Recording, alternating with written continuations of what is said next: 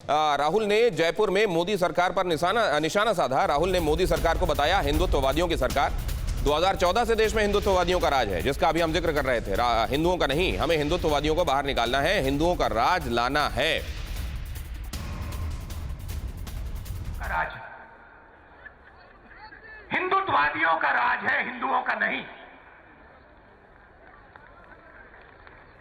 सही है ना? हिंदुत्ववादियों का राज है, हिंदुओं का नहीं। और हमें एक बार फिर इन हिंदुत्ववादियों को बाहर निकालना है और एक बार फिर हिंदुओं का राज लाना है।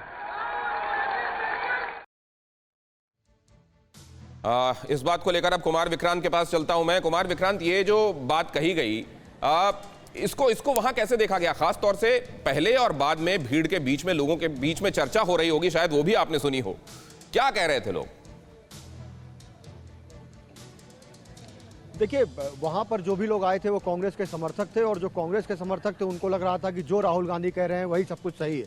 तो वहां की चर्चा तो वही थी जो कांग्रेस चाहती रही कि विमर्श बने। लेकिन कांग्रेसियों के बीच का विमर्श, कांग्रेसियों का ये विमर्श क्या चौराहे पर विमर्श बन पाएगा, और क्या वहां पर ये हावी हो पाएंगे जब चर्चा होगी चौराहों पर, गली कूचों में, गांवों में? तो ये एक सिक्का राहुल गांधी ने उछाला है, और ये अहम बात यही है कि कांग्रेस पार्टी का राहुल गांधी के कंधों पर जिम्मा है, और राहुल गांधी ने जिम्मा लेते हुए नया नैरेटिव सेट किया है। एक विमर्श जो जैसा आपने कहा जनता के बीच फेंकने की कोशिश की है, कार्यकर्ताओं के सामने फेंक दिया है, लेकिन जनता उस विमर्श पर कितना यकीन करती है, किस हद तक उस बात को मानती है, ये एक दूर की कौड़ी है। आप कह सकते हैं कि जयपुर में राहुल गांधी ने एक गर्म सियासी रेत को मुट्ठी में थामे रखने की कोशिश की है।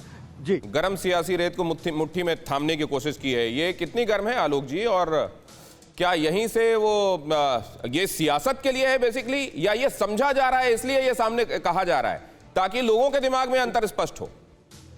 देखिए, मुझे लगता है कि देश के लिए बहुत इंपॉर्टेंट कि वास्तव में हिंदू तो गरीब होता जा रहा है, हिंदू बेरोजगार होता चला जा रहा है, लेकिन हिंदुत्ववादी लोग, हम दो और हमारे दो वाले नारे देने वाले लोग करोड़ों रुपए रोज कमा रहे हैं। कोरोना में भी वो अरबों खरबों पति हो रहे हैं, वो हिंदुत्ववादी हैं। और हिंदू जो वास्तव में है, जिसको तमाम लोग मानते हैं कि वो वास्तव में गरीबी रेखा से नीचे जा रहा है, भुखमरी इंडेक्स में जो देश नीचे जा रहा हो, वो कभी भी हिंदू धर्म। तो आलोक जी, एक बात और स्पष्ट कीजिए। ये बहुत अच्छी बात आपने कही, लेकिन एक बात और बताइए, ममता बनर्जी और उनकी पार्टी को, आपके दूसरे जो सहयोगी हैं, उनको कैसे देखेंगे आप? और मैं अकेला हूं, आप मुझे समझ नहीं। मैं आप ही को दे रहा हूं। समाजवादी पार्टी को किस तरीके से देखेंगे? ममता बनर्जी उनकी पार्टी को किस तरीके से देखेंगे? असदुद्दीन ओवैसी और उनकी पार्टी को आप किस तरीके से देखेंगे? ये लोग क्या हैं? हिंदुवादी हैं, हिंदुत्व वाले हैं, क्या है ये? जी, बिल्कुल सही सटीक प्रश्न पूछा है। ओवैसी बीजेपी की बी टीम है, पेरोल पर है। ममता बनर्जी सबसे पहले जब गई 2002 के दंगों के बाद, सबसे पहले बीजेपी से हाथ मिलाने वाली ममता बनर्जी थी। आज आप सपा की और बसपा की बात करते हैं, दोनों ने मिलकर सरकार चलाई है बीजेपी के साथ। अब आते हैं वापस जिन्ना के ऊपर। जिन्ना के ऊपर बीजेपी के तमाम बड़े बड़े नेताओं ने किताबें लिखी हैं, इतनी मोटी मोटी उनके ऊपर कसीदे कसे हैं कि जिन्ना बहुत अच्छे व्यक्ति, और वो इनके डिफेंस मिनिस्टर, फॉरेन मिनिस्टर और फाइनेंस मिनिस्टर रहे हैं। नाम भी कहेंगे तो मैं बता दूंगा। दूसरी बात, जिन्ना की मजार पर अडवाणी जी लोटपोट हुए, आज वो इनकी पार्टी में सुशोभित हो रहे हैं। मुझे लगता है कि तमाम चीजें जब ये आरएसएस के लोग बोलते हैं तो अपने गिरेबान में झांक लें। अच्छा, ठीक है। कहा हिंदू संस्कृति, यूपीए है आलोक जी, यूपीए। हाँ, आप ही बोलिएगा, अभी 40 सेकंड और बोलिएगा। अरे सर, 1 मिनट तक और बोलिएगा। लेकिन यूपीए एग्जिस्ट करता है क्या सर? और अगर एग्जिस्ट करता है तो उसमें हिंदू वाली पार्टियां कौन से हैं और हिंदुत्ववादी पार्टियां कौन सी हैं? देखिए, पूरी तरह से यूपीए एग्जिस्ट करता है और यूपीए सरकार बनाएगा। अब आते हैं वापस, आप कहते हैं संस्कृति की बात। ये जो निक्कर पहनने की और जो कमीज पहनने की, सफेद और टोपी पहनने की संस्कृति थी, ये यूरोप से लेकर आए थे। कौन लेकर आया था? आरएसएस लेकर आया था, कांग्रेस पार्टी नहीं लेकर आई थी।